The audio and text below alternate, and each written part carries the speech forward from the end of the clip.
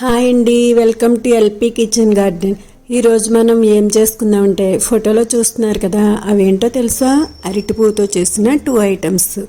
అవి ఎలా చేయాలో చూద్దామా? మొదట అరటిపూ తీసుకోండి. దానికి ఉన్న పెద్ద పెద్ద రెడ్ పెటల్స్ ఉన్నవి కదా, అవి ఓపెన్ చేస్తే లోపల అరటిపళ్ళ అస్తం లాంటివి కనిపిస్తాయి, చిన్న చిన్నవి. అవి కూడా ఓపెన్ చేస్తే అందులో ఒక చిన్న బాల్లా ఉండి ఒకటి ఉంటుంది, అది తీసేయాలి. దాన్ని మేము దొంగోడు అంటాము. మీరేమంటారో చెప్పండి.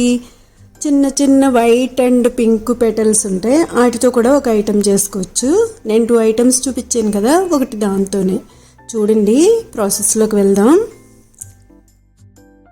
ఒక్కొక్కటి విడదీస్తే లోపల బాల్లా ఉండి ఒక తీగలా ఉంటుంది, అది తీసేయాలి. అది మనకి కూరలోకి అది యూజ్ అవ్వదు, అది వేస్ట్ ఐటెం. అరటి చెట్టులో ఉన్న ప్రతి పార్టు మనకి యూజ్ అవుతుంది. అరటి తోటలోంచి కర్రీ చేస్తారు, అరటి తోటలోంచి వాటర్ తీసి అది తాగుతున్నారు, ఎన్నో హెల్త్ బెనిఫిట్స్ ఉన్నవని. చిన్న చిన్న పింక్ పెటల్ లాంటివి చూపిస్తున్నాను కదా, అవి కూడా యూజ్ అవుతాయి. చూస్తున్నారు కదా నేను వీడియోలో చూపిస్తున్నట్టు.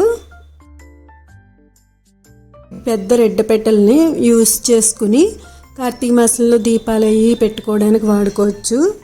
అరటి డిప్పే కాకుండా ఇది కూడా వాడుకోవచ్చు. అరటి ఆకులో తింటే ఎన్ని హెల్త్ బెనిఫిట్స్ ఉంటాయో మీకు తెలుసా? అందరికీ తెలుసు అనుకుంటున్నాను.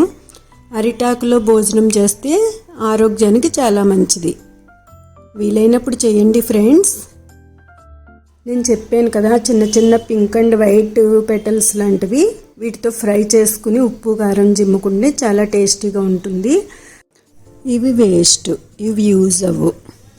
నేనేమి పాడేను, మా టెర్రస్ గార్డెన్ ఉంది కదా, అందులో ఆర్గానిక్గా ఈ ఎరువులా వాడేస్తాను ఇవన్నీ.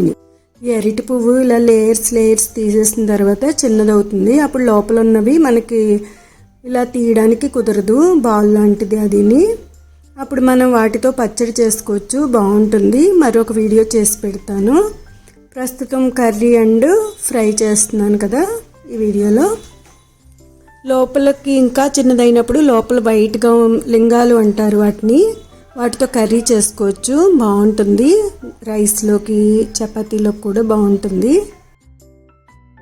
ఈ రెండిటితో కర్రీ చేసుకుందాం. ప్రాసెస్లోకి వెళ్దాం. ఇవి మిక్సీ జార్లో వేసుకుని పల్స్ ఇచ్చుకుంటూ మిక్సీ చేసుకోవాలి. మరి పేస్ట్లా అవ్వకూడదు, నేను చూపిస్తున్నాను కదా అలా అవ్వాలి. మిక్సీ వేసుకున్న అరటిపూ జల్లెల్లో వేసుకుని ట్యాప్ దగ్గర ఫోర్స్గా కడగాలి. నెక్స్ట్ కుక్కర్లో వేసుకుని చిన్న నిమ్మకాయ సైజు అంత చింతపండు తీసుకుని నానబెట్టుకుని ఆ రసం వేసుకోవాలి. చింతపండు రసం వేసుకోవాలి, మరి ఎక్కువ వేసుకోకూడదు, లైట్గా వేసుకోవాలి. స్ట్రెయినర్లో వేసి స్ట్రెయిన్ చేసుకునే అంత వేసుకోకర్లేదు. చిన్న గ్లాస్ చింతపండు రసం వేసుకోవాలి. 1 స్పూన్ మెంతులు, 1/2 స్పూన్ బెల్లం వేసుకోవాలి. చింతపండు వేసి చేసే కర్రీస్కి చిన్న ముక్క బెల్లం వేస్తే చాలా టేస్టీ ఉంటుంది. కుక్కర్కి లిడ్ పెట్టేసి 2 విజిల్స్ వస్తే సరిపోతుంది. స్టవ్ పై బాండీ పెట్టుకుని 1 స్పూన్ ఆయిల్ వేసి 1 స్పూన్ పచ్చిశనగపప్పు, 1 స్పూన్ మినప్పప్పు, 1/2 స్పూన్ ఆవాలు, 1 ఎండుమిర్చి కట్ చేసుకుని వేసుకోవాలి. పచ్చిమిర్చి కరివేపాకు చిన్న చిన్న ముక్కల్లా కట్ చేసి వేసుకోవాలి. ఇవన్నీ ఫ్రై అయిన తర్వాత మనం ముందుగా ఉడికించుకున్న అరటి పువ్వు వేసి 2 మినిట్స్ కలపాలి. తగినంత సాల్టు, 1/2 స్పూన్ పసుపు వేసి కలిపి మనం బౌల్లోకి తీసేసుకుంటే కర్రీ రెడీ. ఇది నాకు మా చిన్నత్తయ్య గారు చెప్పారు, నేను వేరే స్టైల్ చేస్తాను, ఈ స్టైల్ బాగుంటుందని చెప్పారు. అంతే అండి, కర్రీ రెడీ. ఇప్పుడు ఫ్రై చేసుకుందాం. స్టవ్ పై బాండీ పెట్టుకుని 1 స్పూన్ ఆయిల్ వేసి చిన్న చిన్న పింక్ వైట్ పెటల్స్ ఉన్నాయి కదా, అవి ఫ్రై చేసుకుందాం. అవి త్వరగా ఫ్రై అవ్వాలంటే 1 గంట ఎండలో పెట్టుకుని ఫ్రై చేసుకోవచ్చు. ప్రస్తుతానికి ఈవినింగ్ టైంలో చేస్తున్నాను నేను.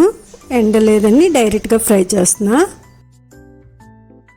తగినంత సాల్ట్, కారం 2 కలిపి మిక్స్ చేసేసుకుని 1 స్పూన్ వేసుకోవాలి.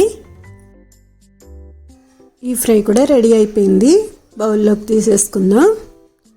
అంతే అండి, ఎంతో టేస్టీ అయిన అరటిపువ్వు 2 ఐటమ్స్ ఫ్రై అండ్ కర్రీ.